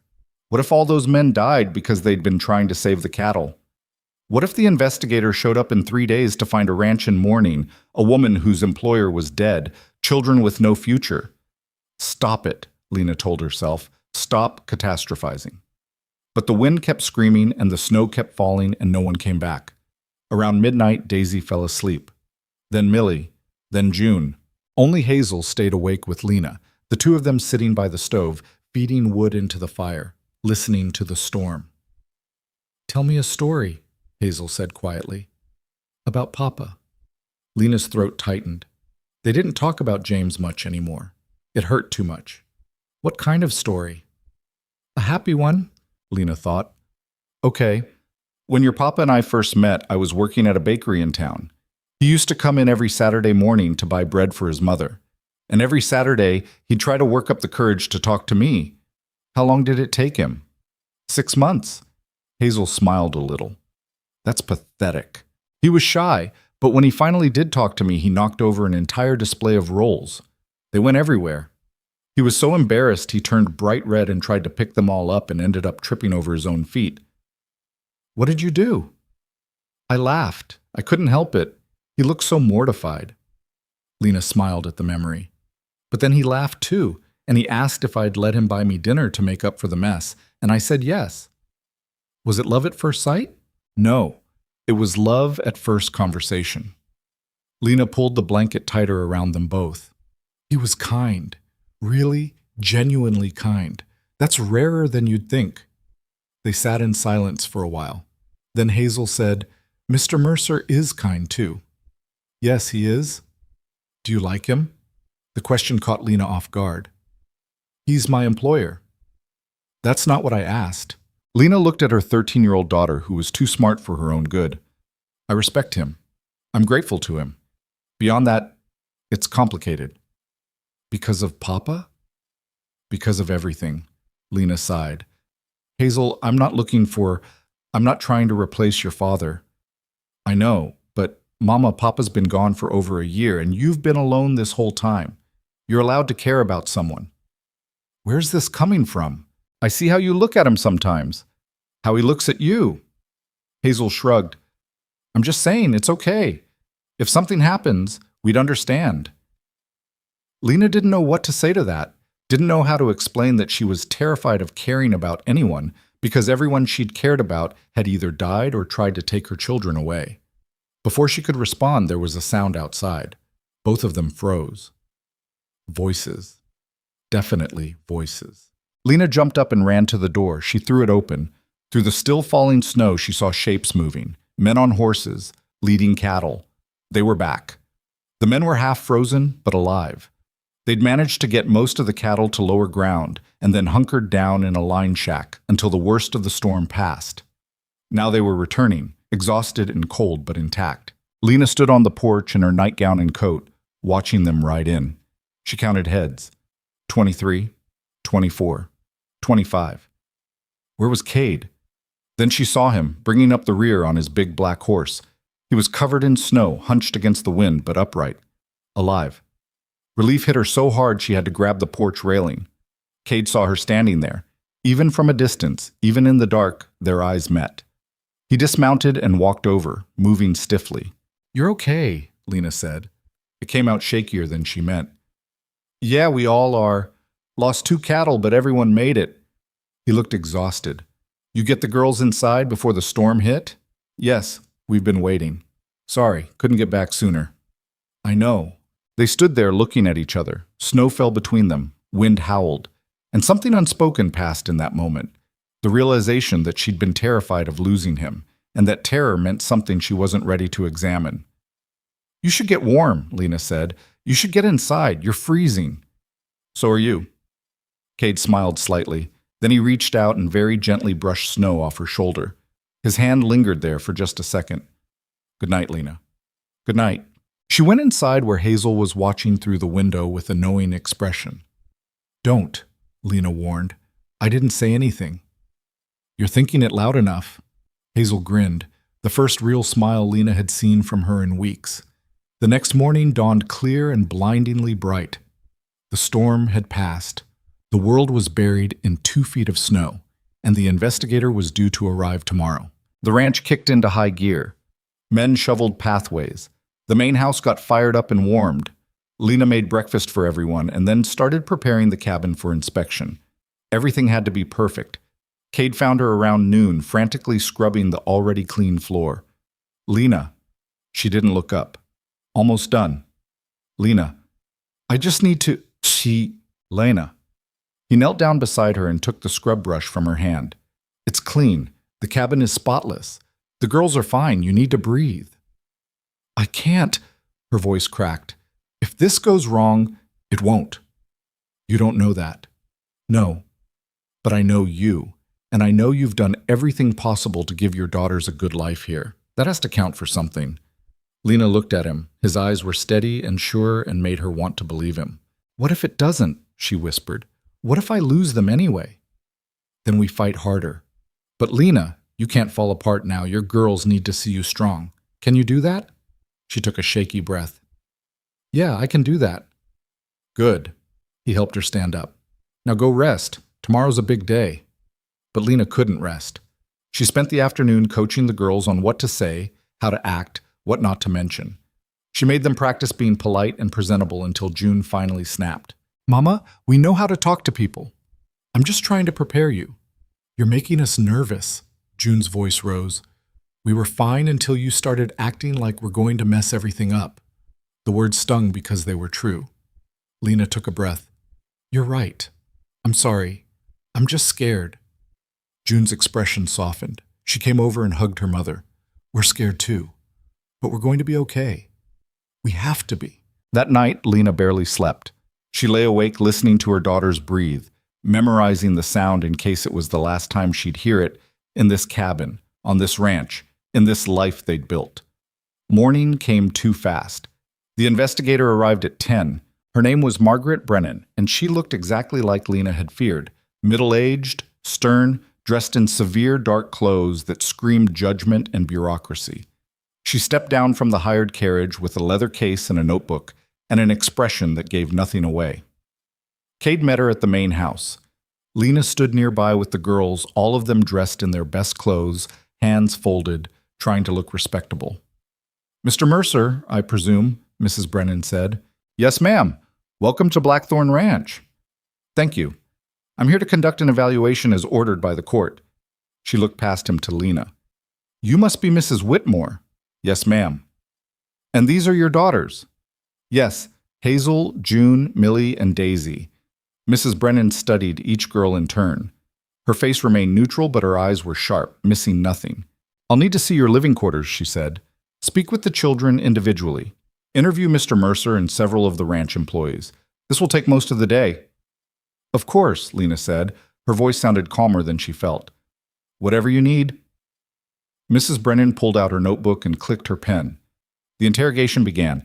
Mrs. Brennan started with the cabin. She walked through each room slowly, opening cabinets, checking corners, running her finger along surfaces to test for dust. She examined the beds where the girls slept, the small kitchen area, the pile of books Hazel had been reading to her sisters. She wrote notes constantly, her pen scratching across the paper in quick, efficient strokes. Lena stood in the doorway, hands clasped so tight her knuckles were white. Every second of silence felt like judgment.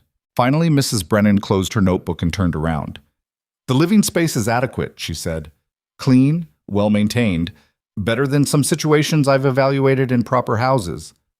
It wasn't praise exactly, but it wasn't condemnation either. "The children sleep together?" Mrs. Brennan asked. "Yes, ma'am. 2 to a bed. They prefer it that way." "And you?" "I sleep in the main room. I can hear them if they need anything during the night." Mrs. Brennan made another note. "Show me where they spend their days." Lena took her around the ranch, the garden where the girls helped grow vegetables, the barn where Millie played with the kittens, the creek where they'd found smooth stones. She showed her the makeshift schoolroom Hazel had set up in the cabin, complete with slate boards, and the few books they owned. "The older girls aren't enrolled in formal school," Mrs. Brennan observed. "No, ma'am.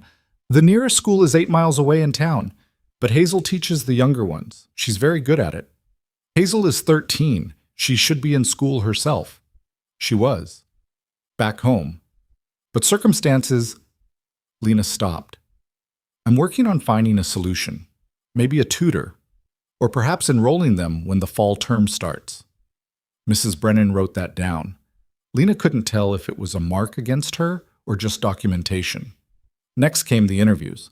Mrs. Brennan spoke with each girl separately, starting with Hazel. Lena had to wait outside while it happened. She paced the yard, watching Cowboy's work, trying not to imagine what questions were being asked or how her daughters were answering them. After 30 minutes, Hazel emerged. Her face was composed, but Lena could see the tension around her eyes. "How'd it go?" Lena whispered. "Fine."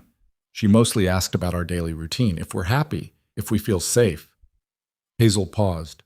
I told her the truth, which is that this is the first place that's felt like home since Papa died. Lena hugged her quickly before June was called in. June was in there for 20 minutes. When she came out, she looked shaken. "She asked about Uncle Vernon," June said quietly. "About why we left. About whether you ever hit us or yelled at us or... Mama, what kind of questions are those?" "Standard ones, probably." Lena kept her voice calm, even though rage was building in her chest. "Did you answer honestly?" "Of course. I told her you've never hurt us, that you work yourself to death taking care of us." June's voice cracked. "I told her if she takes us away from you, she's making a terrible mistake." "June, it's true." Millie went next. She was in there for 15 minutes and came out looking confused. "She asked if we have enough food," Millie said. "I told her we have more food here than we did back home. That's true, right?" "That's true," Lena confirmed. Finally, Daisy was called in. She was only in there for 10 minutes. Mrs. Brennan probably recognized that a 5-year-old's testimony had limits. When Daisy came out, she ran straight to Lena and buried her face in her mother's skirt. "She asked if I loved you," Daisy said, voice muffled. "I said yes." "Was that the right answer?" "That's always the right answer, baby." After the girls, Mrs. Brennan interviewed the ranch hands. She spoke with Otis first, then Tyler, then several others. Each conversation lasted 10 to 15 minutes. Lena couldn't hear what was being said, but she watched the men's faces as they went in and came out. Otis looked satisfied, like he'd said what needed saying. Tyler looked angry about something. One of the younger hands looked nervous. Then it was Cade's turn. His interview lasted the longest, nearly an hour. They were in his office with the door closed. Lena tried to work, tried to prep dinner, tried to do anything except stand there staring at that closed door and wondering what was happening behind it. When Cade finally emerged, his face was unreadable. Mrs. Brennan came out behind him. "Mrs. Whitmore, I'd like to speak with you now." Lena's heart hammered. "Of course." They went into Cade's office. Mrs. Brennan sat behind the desk. Lena sat across from her, feeling like she was on trial. "I've conducted a thorough evaluation," Mrs. Brennan began. "I've examined the living conditions, interviewed the children, spoken with numerous witnesses. I have a fairly complete picture now." Lena waited. Her hands were shaking, so she gripped the arms of the chair to hide it. "Mrs. Whitmore, I'm going to be frank with you. When I received this assignment, I had significant concerns. A widow bringing 4 young girls to live on a working ranch, surrounded by men, in isolated frontier conditions, it raised red flags." Of course it did. Lena had known that from the start. However, Mrs. Brennan continued, what I've found here contradicts my initial assumptions. Your daughters are well-fed, clean, clothed appropriately. They show no signs of physical abuse or neglect. In fact, they appear healthier than many children I've evaluated in traditional household settings. Lena's breath caught. The living quarters are modest but adequate. You've clearly made efforts to create a stable home environment despite limited resources, and every person I interviewed, without exception, spoke highly of your character and work ethic. So, Lena's voice came out hoarse. So what does that mean? Mrs. Brennan's expression remained neutral. It means I'll be filing my report with the court. They'll make the final determination. But Mrs. Whitmore, you should know that my recommendation will be in your favor. The words took a moment to register. In your favor. Really? Lena whispered. Really. Your children are thriving here. They're loved. They're safe. That's what matters. Mrs. Brennan stood up. However, I do have concerns about the long-term educational situation. The girls need proper schooling. And while I understand the distance makes daily attendance difficult, you'll need to demonstrate a plan for addressing this. I will, I promise. See that you do. Mrs. Brennan gathered her papers. I'll be staying in town tonight and departing tomorrow. My report will reach the court within the week. You should hear their decision shortly after. She left. Lena sat alone in the office, trying to process what had just happened. In your favor. The investigator was going to recommend she keep her daughters. It wasn't over yet. The court still had to make the final ruling. But for the first time since that gavel came down months ago, Lena felt like maybe she was going to win this fight. She walked outside on unsteady legs. The sun was setting, painting the mountains gold and orange and purple. The ranch was settling into evening quiet. Smoke rose from the bunkhouse. Cattle lowed in the distance. The girls were on the porch of the cabin, all four of them pressed together, waiting for news. Lena walked over to them. Well? Hazel asked. Her voice was tight with fear. Lena knelt down so she was eye level with all of them. She's recommending we stay together, she said. For a heartbeat, no one moved. Then June started crying. Millie threw her arms around Lena's neck. Daisy made a sound that was half laugh, half sob. And Hazel, steady, serious Hazel, finally let go of whatever she'd been holding inside and buried her face in her mother's shoulder. They stayed like that for a long time, tangled together, crying and laughing and holding on like they'd never let go. Later that night, after the girls were asleep, Lena found Cade in the barn. He was checking on a mare that was close to foaling, running his hands along her side, talking to her in that low, soothing voice he used with animals. Hey, Lena said from the doorway. He looked up. Hey, heard it went well. Yeah, thanks to you. I didn't do anything. You gave me this job. You vouched for me. You got all the hands to cooperate. Lena stepped into the barn. You did everything. Cade straightened up. You did the hard part, showing up every day, working yourself half to death, raising those girls. That was all you. Still, I couldn't have done it without you. They stood there in the dim barn, hay dust floating in the lamplight, the mare breathing softly behind them. What did Mrs. Brennan ask you about? Lena asked. In your interview. You were in there a long time. Cade was quiet for a moment. She asked about our relationship. What did you tell her? The truth, that you work for me, that I respect you, that your daughters have brought life back to a ranch that was feeling pretty dead. He paused. She asked if there was anything inappropriate happening. And I told her no. But I also told her that if there were, it still wouldn't be any of her business, because you're a grown woman capable of making your own choices, and it wouldn't affect your ability to be a good mother. Lena stared at him. You said that? More or less. Cade, you could have gotten me in trouble. Maybe, but I'm tired of people treating women like they're property or children who need to be managed. His eyes met hers. You're not either of those things. Something shifted in the air between them. The truth is, Cade continued, Mrs. Brennan asked me if I had romantic feelings for you, and I told her that was my business, not hers. But since she pushed, I said yes. I do. Lena's breath stopped. I'm not asking for anything, Cade said quickly. I know you're dealing with enough right now, And I know it's probably too soon after your husband, but I thought you should know, so there's no confusion." Lena didn't know what to say. Part of her had known, had felt it in the way he looked at her, the small acts of kindness, the way he'd fought for her with the investigator. But hearing it out loud was different. She started. "You don't have to say anything," Kate interrupted. "Like I said, I'm not asking for anything. You've got enough on your plate. I just wanted to be honest." He started to walk past her toward the barn door. "Cade, wait." He stopped. Lena took a breath. "I care about you too. I don't know what that means yet, and I don't know if I'm ready for whatever comes next, but I wanted you to know. So there's no confusion."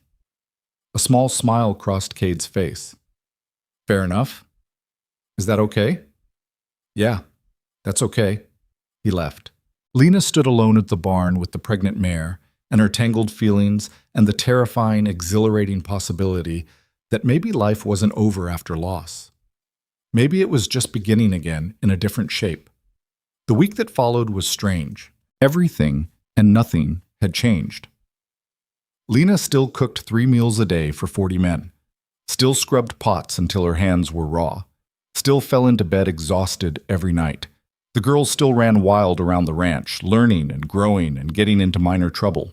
But underneath everything was this new awareness between her and Cade, the way they'd catch each other's eyes across the yard, the way conversations felt weighted with things unsaid, the way her heart would skip when she heard his voice. It was terrifying. It was also kind of wonderful. On the 5th day after Mrs. Brennan left, a telegram arrived. Cade brought it to the kitchen where Lena was making bread. He handed it to her without a word. Her hand shook as she opened it. Court ruling received stop custody. Granted to Lena. Whitmore. Stop. Petition dismissed. Stop. Vernon. Whitmore ordered to cease contact. Stop. Lena read it 3 times to make sure she wasn't imagining things. Custody granted. Petition dismissed. She'd won. "Lena?" Cade's voice was gentle. "You okay?" She looked up at him. Tears were streaming down her face, but she was smiling so hard it hurt. "I won," she said. "I get to keep them." "Yeah, you do." She laughed, a broken, relieved sound that turned into sobbing. All the fear and stress and exhaustion of the past months came pouring out at once. She cried so hard she couldn't breathe. Cade crossed the kitchen and pulled her into his arms. He didn't say anything, just held her while she fell apart against his chest. Finally, when the storm passed, Lena pulled back and wiped her face. "Sorry," she said. I've been so scared." "I know. For months I thought I was going to lose them, that everything I did wouldn't be enough. But it was." "But it was," she echoed. That evening, they had a celebration. Nothing fancy, just dinner with all the ranch hands and the girls, everyone crowded into the main house. Lena cooked the best meal she'd ever made, roasted chicken and fresh bread and vegetables from the garden and pies for dessert. The men raised their cups and toasts, to Lena, to the girls, to Justice finally getting something right. Tyler stood up and told an embarrassing story about the first breakfast Lena had made and how he'd thought she was going to be a disaster. "Shows what I know," he said to general laughter. Otis talked about how the ranch had been dying before Lena arrived and was alive again now. His voice cracked when he said it. Even some of the quieter hands spoke up, sharing small moments. How June had helped one of them find a lost tool. How Millie's laughter made hard days easier. How Daisy reminded them all what innocence looked like. Cade didn't make a speech. He just caught Lena's eyes across the crowded room and raised his cup slightly. She raised hers back. After dinner, after the hands drifted back to the bunkhouse and the girls went to bed exhausted from excitement, Lena and Cade found themselves alone on the porch again. It had become their spot, this place where they could talk without the weight of work or worry pressing down. "So what now?" Cade asked. "What do you mean?" "You've won. You have custody. You could go anywhere, do anything." He looked at her. "Are you staying?" Lena had been thinking about that question for days. Back home, if she could even call it that anymore. There was nothing waiting for her. No house, no friends who hadn't turned their backs. Just memories of loss and failure. Here, she had a job she was good at. A home that felt like it could be permanent. Daughters who were thriving. and a man who looked at her like she was worth something beyond her ability to serve and survive. Yeah, she said, we're staying, if the offer's still open. It's open. Good. She smiled. Because the girls would riot if I tried to leave now. Millie's named all 7 of those barn cats. Daisy thinks she's a cowgirl. June's been learning to ride, and Hazel's been teaching my daughters to read better than my sister ever did, Cade finished. I know. They told me. Your daughters are coming back to the ranch? If it's all right with you, I've been thinking about what you said, about kids needing other kids, about how this place feels empty without children's voices. I want Emma and Sarah here, where they should have been all along. They're always welcome. Cade nodded. Then he said, I'm still not going to rush you into anything. I meant what I said about giving you time. I know, and I appreciate that. But Cade, I think I'm ready to stop hiding from the possibility that life can be good again. Does that make sense? Yeah, it makes sense. He reached over and took her hand. Just held it. Nothing more. Just that simple connection in the Montana dark while the stars wheeled overhead and the ranch settled into sleep around them. It was enough. 2 months later, the ranch was unrecognizable. Not in the physical structures, those were the same, but in the feeling of the place. There were 6 children running around now instead of 4. Lena's girls and Cade's girls had merged into a chaotic pack that got into everything, helped with chores, turned the ranch into something alive and messy and full of laughter. Hazel had started a proper school in one of the spare rooms, teaching all 6 kids plus 2 children from a neighboring ranch. She was a natural teacher, patient and firm and creative. Watching her work made Lena's chest tight with pride. June had discovered she loved horses and spent every spare moment in the barn learning everything she could from the hands. She could ride better than some of the cowboys now. Millie still played with the cats, but had also taken up helping in the garden, coaxing vegetables from the rocky soil with the same stubborn determination her mother had. And Daisy had lost that haunted look she'd carried since James died. She was just a kid again, climbing trees and getting dirty and believing the world was safe. The ranch itself was thriving too. Cade had hired 2 more hands with the increased efficiency Lena had brought to the operation. Cattle prices were good. The water rights issue had quietly disappeared after Judge Hartley made it clear he wasn't tolerating harassment over legitimate use. Even Mrs. Hutchins had stopped making trouble, probably because her husband realized he wasn't going to win this particular fight. Lena and Cade still took their evenings on the porch, but now they sat closer. His arm around her shoulders, her head resting against him. Small intimacies that built slowly toward something neither of them was rushing, but both of them knew was coming. One evening in late summer, after the children were asleep and the ranch was quiet, Cade asked the question that had been hanging unspoken between them for weeks. Marry me. Lena looked up at him. That's not really a question. Marry me? He amended. She smiled. Better. But I need to know, are you asking because it's the practical thing? Because it would make things easier for the children or the ranch or... I'm asking because I love you, Cade interrupted. Because you're the strongest person I know. Because watching you fight for your daughters made me remember what it means to fight for something that matters. Because I want to wake up next to you every morning and know that you chose to be here. Lena's throat was tight. I'm also asking because it is practical, Cade admitted. Because combining our families makes sense. Because the girls already see each other as sisters. Because running this ranch together would be easier than running it parallel to each other. But those are reasons on top of the main reason, not instead of it. What's the main reason again? I love you. That's a pretty good reason. Lena took a breath. Yes. Yes? Yes, I'll marry you. Cade kissed her then. The first real kiss they'd shared, and it was sweet and careful and held the promise of all the kisses that would come after. When they pulled apart, Lena said, We should probably tell the children. They already know. What? Emma asked me last week when I was going to ask you to marry me. Apparently all 6 of them have been discussing it. Cade smiled. Hazel told them to give us space to figure it out ourselves, but they're not exactly subtle about their hopes. Lena laughed. Of course they're not. They sat in comfortable silence for a while longer, watching the stars, planning a future that had seemed impossible just months ago. Thank you. Lena said quietly. For what? For seeing me, when everyone else just saw a desperate widow who was going to fail. You were never going to fail, Cade said. You just needed a chance to prove what you already knew about yourself. Maybe that was true. Maybe strength wasn't about never falling down. Maybe it was about getting back up every single time, even when the world told you to stay down. Maybe it was about fighting for the people you loved even when the odds were impossible. Maybe it was about building something new from the ruins of what you'd lost. Lena had learned that the hard way. She'd lost her husband, lost her home, lost her sense of safety in the world, and she'd come within inches of losing her daughters, the only things that mattered more than breath. But she hadn't lost. She'd fought and clawed and survived and built a life in the middle of nowhere with nothing but determination and the refusal to give up.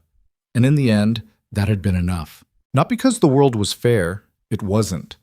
Not because good people always won, they didn't.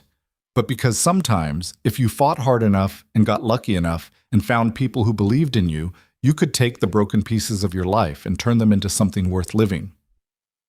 The wedding was small and simple. They held it on the ranch on a Saturday in September.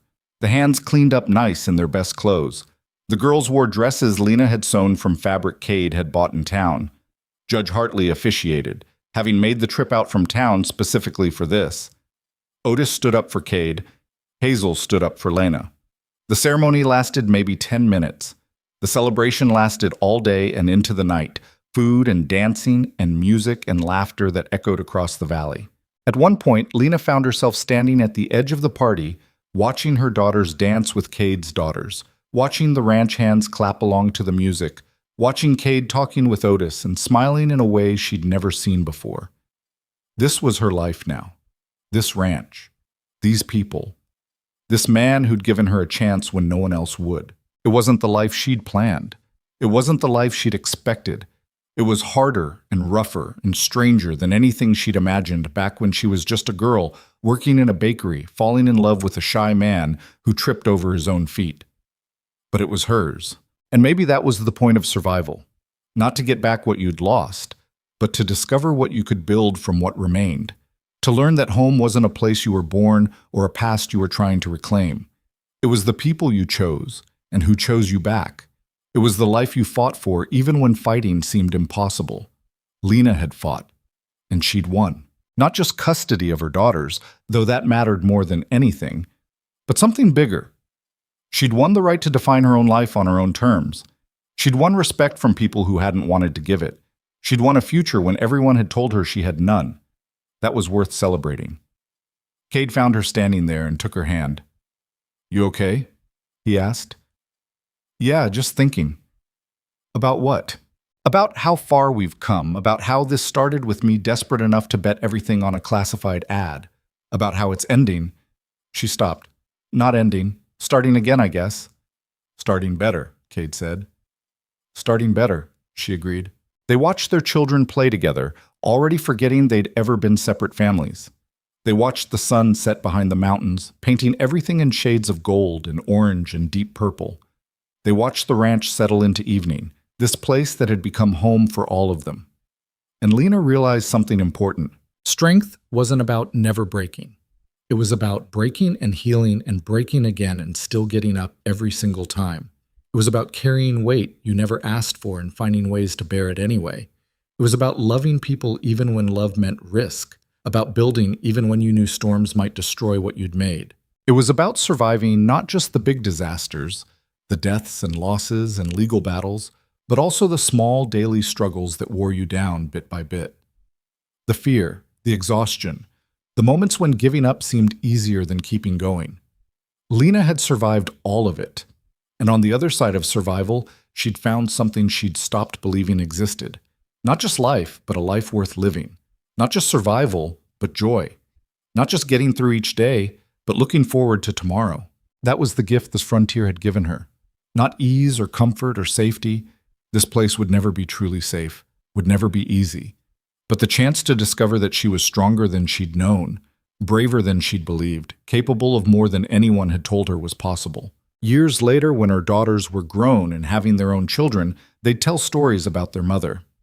about how she'd crossed the country with nothing but 4 children and a desperate hope, about how she'd worked herself to exhaustion to keep them together, about how she'd stood up to courts and bullies and anyone who tried to tell her she wasn't enough. They'd talk about the ranch where they'd grown up, about the cowboy who'd loved their mother and given them a home, about the community that had rallied around them when it mattered most. But mostly they'd talk about the lesson their mother had taught them without ever saying it directly, that you don't measure strength by how much you can carry without breaking. You measure it by how many times you can break and still choose to put yourself back together. Lena Whitmore had broken more times than she could count, but every single time she'd gotten back up, and that made all the difference.